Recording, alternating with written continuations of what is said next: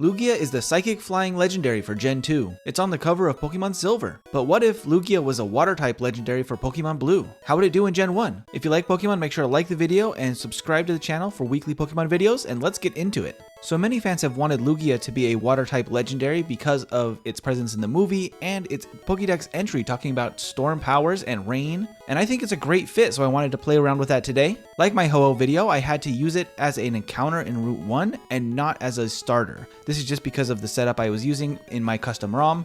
So we're going to start with Squirtle today. We're going to name this Gabe after Gabriel Walker. Thank you so much for your support. You've been awesome. Importantly, Lugia has actually lower attack and special than Ho-Oh does, but higher defense, and its special defense is the same. For Gen 1, I used its special attack stat as the special. I know that the special defense is much higher and would have been crazy overpowered in Gen 1, but I feel like the special attack stat is more fair to Lugia's performance in these generations because it would be hitting way harder than it should be as a more defensive legendary. I did also backport Aeroblast into this moveset from Gen 2. This is an awesome high crit flying type move, way better than any flying type moves that we have in Gen 1, so that's going to be a big plus for Lugia in order to get through a lot of these early battles and have a good physical move that I'll probably keep for the rest of the game. Lugia does have one problem in the early game though. While it can defeat the bug catchers in the forest and the Light Years trainer in Brock's gym very easily because of the high crit Aeroblast, it doesn't have any special moves for Brock. Because of that, we're going to have to use Aeroblast only to defeat Brock, and Struggle isn't going to do much damage either if we run out of PP, so we have very limited options. Using Struggle, we're actually able to catch a Pidgey in the early route, unlike Ho-Oh. We named this Lantern after Lantern Ghost 507. Thank you so much for commenting and getting involved with the channel. You're the best. Lugia is intended to be a very defensive legendary, which is interesting to me because Aeroblast is such an offensive and very aggressive move. I mean, high crit chance, low PP, high base power. It feels like a very hard-hitting attacking move, but then Lugia's attack stat is only 90, which I mean isn't bad, but for a legendary is not great, especially compared to Ho-Oh's 130. So for Brock, I have to use all of my missed PP, and then we can go use Aeroblast to try to get through. We're not able to take out Geodude in 2 hits, it instead takes 3, which means I have less PP for Onix, and I have to start using Struggle, which is a long and tough battle, but it just is not a good option against Brock. Onix has such high base defense that Struggle is just gonna only do like 1 damage, maybe 2 at the most. It's not good.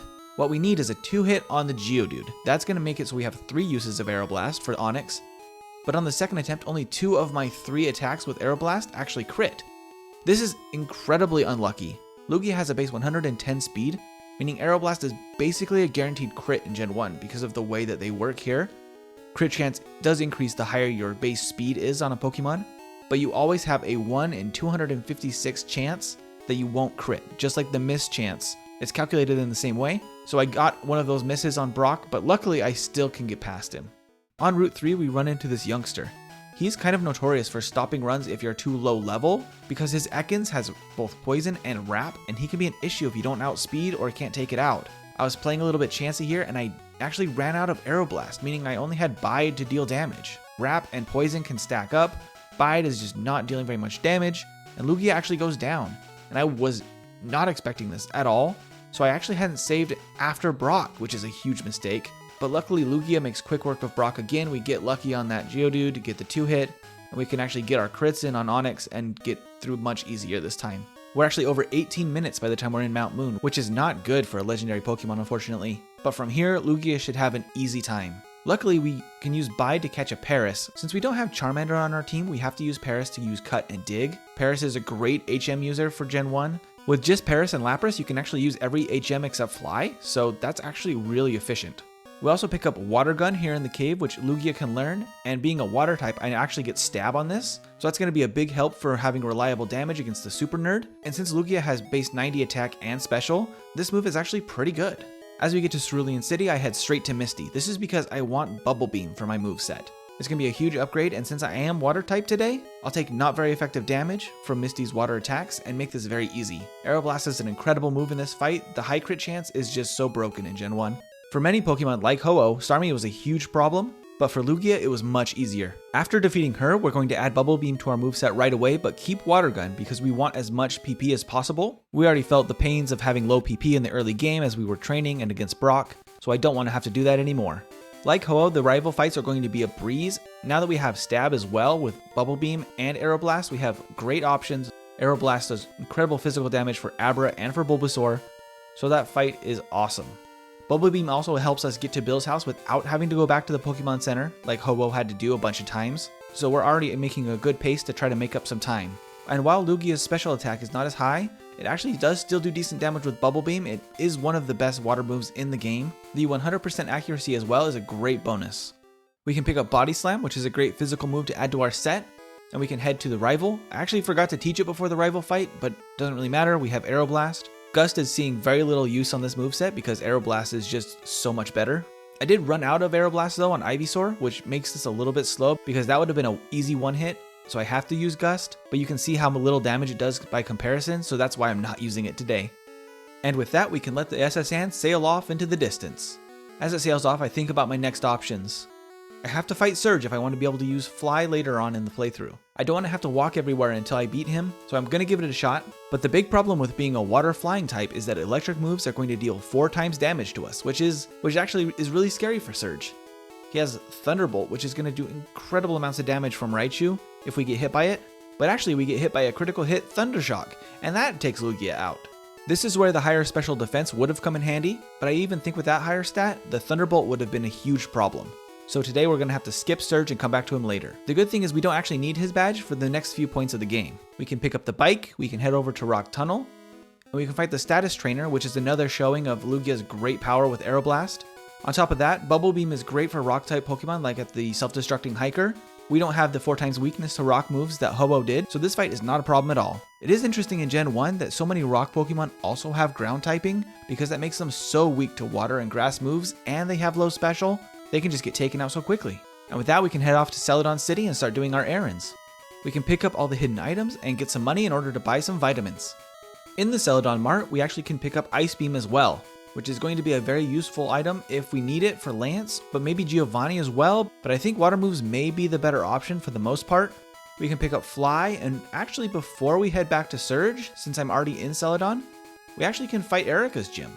I'm trying to reduce as much training as possible for Lugia since we are already behind from the beginning with that Brock fight.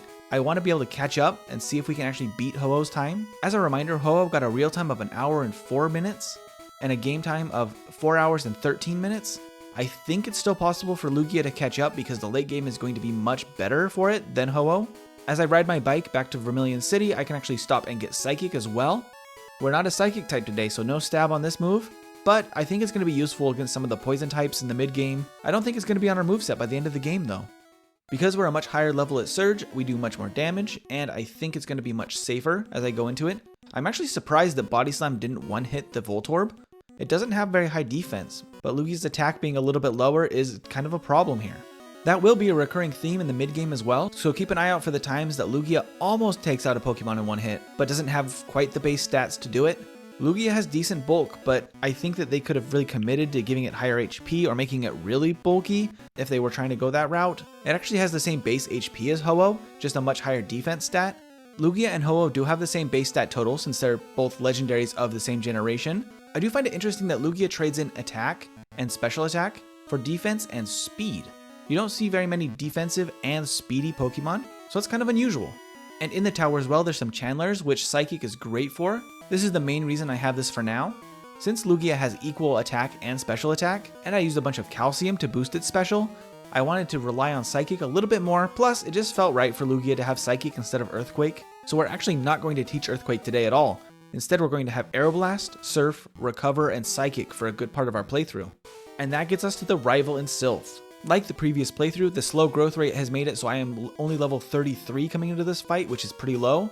This is where we're starting to see Lugia not have enough power to take out Pokemon in one hit. Granted, its defense and the move Recover make it so it's very hard to take out Lugia.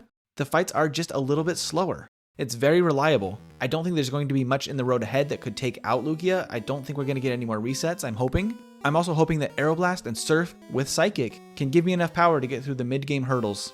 As we get to Koga, we can actually make use of Psychic. His poison Pokemon have high defense stats, so I don't really want to use Aeroblast. Psychic takes advantage of their low special as well as the super effective damage, so it's just a little bit better. We go pick up Strength, and now we have all of the HMs we need, and we can pick up the rare candy in the Warden's house and head over to Blaine. In red and blue, I have been doing Blaine before Sabrina, but in yellow I often do it the other way around, just depending on the strengths of the Pokemon. Blaine in red and blue though is notoriously bad, and I have Surf, and I resist all the fire moves. Lugia should make this so easy. But surprisingly, Rapidash and Arcanine can both survive a Surf, even with Stab, which is, I mean, not a problem because they are terrible, but still a little bit disappointing from a legendary Pokemon.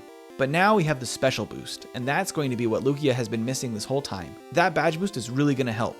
With that, Sabrina really isn't a problem. With Aeroblast, we have great physical damage and recover, so we actually have a great fight here. And with that, we only have one gym badge left that we need to get, and that's Giovanni.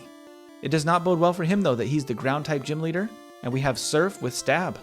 With that, Rhyhorn and Dugtrio are both one-hits. Nidoqueen goes down surprisingly. I wasn't sure if that was going to happen, but Nidoking doesn't. Not in one hit at least. Luckily, Giovanni's moves are pretty terrible, and his Rhydon at the end doesn't actually pose a threat. So once we can defeat him, we have all of our gym badges, all of our badge boosts, everything we need to go fight the rival before the league. We are still only level 42 here, just like Ho-Oh. I used basically the same pathing as well. Lugia's coverage though is great. So even though its damage is a little bit lower at times, I have options for every single Pokemon on this team. And with that, we can get through Victory Road and start getting ready for the Elite Four. I did use one rare candy, but after that, I'm going to teach Thunderbolt. Thunderbolt is a great option for Lorelei. It's going to be a super effective move that can take advantage of Cloyster's lower special, and should make this much more consistent. The good thing is Lugia does not take super effective damage from ice moves anymore because of its water typing, so that makes this much less scary. Thunderbolt is great against both Cloyster and Slowbro. Jinx is weak to physical moves, so Aeroblast is awesome. And then Thunderbolt does not very much against Lapras, which is a little bit worrying. The Confuse Ray and the Paralysis starts really getting to Lugia. I mean, that's a really devastating combination of statuses. The Paralyze and Confusion can just work with each other in order to just make it so you can't move. Recover does help a lot here. I mean, Rest might have been better because I could get rid of the Paralyze and Confusion. I can eventually move and hit the last Thunderbolt, and that'll take out Lapras, and finally end the fight with Lorelei. A little bit slow, but not too bad. And next up is Bruno, and with a water flying type, yeah, he's bad. How could you lose Bruno? I think we all know. And with that, we're on to Agatha, who's actually a legitimate member of the Elite Four. Going into this fight, I do realize that I did give up Psychic, which might have been useful here, but Aeroblast is going to be really good against the ghost types because they have low defense. Thunderbolt is still great against Golbat. Surf also is just reliable damage in case I need it if I run out of PP. So as long as I can avoid status conditions, I feel like it's not going to be that bad. Luckily, we don't get confused or put to sleep on any of the ghosts. And I don't get paralyzed by Arbok, which means by the last Gengar, I'm in great health, and I still have obviously Recover. So I'm not worried. Aeroblast does incredible damage and a crit, so Lugia can take the win. And with that, we're on to Lance. I did forget to teach Ice Beam here, but I do still have Thunderbolt for Gyarados, so I think there's still a silver lining there. Luckily, the second Dragonair does not have Thunderbolt, and the Dragonite on his team will not have Thunder. Those would be incredibly powerful moves against Lugia with this typing. I don't have anything that's really good against his Pokemon. I don't have Ice Beam, which would have really made this a breeze, but luckily I have Thunderbolt for both Aerodactyl and Dragonite, even though I should have been using Surf against Aerodactyl, and I figured that out by the end. That would have been better overall, but I do slowly learn these things, I guess, with more practice. But that's pretty much it. But we can actually finally beat Lance. He wasn't awful today. Ice Beam would have made him really easy, though. And now it's time for the champion. The champion's team is one of the better ones in the game. It does not quite stack up to how he is in yellow, though, unfortunately. Again, I can't quite take out Pidgeot in one hit. But at least it doesn't have Sand Attack, so it's not going to be that bad, I think. Aeroblast animation is a little bit funny, which is great. It's kind of a storm thing, but it kind of also looks like Surf. A little bit odd, but you know, we'll take it. I do miss an Aeroblast on Alakazam, which is a little unfortunate, but luckily I hit on the next time after it does nothing. Rhydon goes down really easily to Surf. Gyarados will go down to Thunderbolt. So maybe it's good I still had that. Surf is great for Arcanine. It doesn't have any good moves really anyway. And then Aeroblast for Venusaur is a great counter. And that'll give me the win at level 60. Lugia has beat Pokemon Blue version at level 60 with a real time of 1 hour and 7 minutes and 26 seconds and a game time of 4 hours and 14 minutes. 1 minute behind Ho-Oh and 3 minutes of real time behind. But it was still a pretty good playthrough. That Brock beginning is just tough for Lugia. If we had a water move to start, I think that would have been awesome. But that also probably would have been cheating, unfortunately. I love Lugia, it's a great Pokemon. It was a really fun time to see it in Blue version.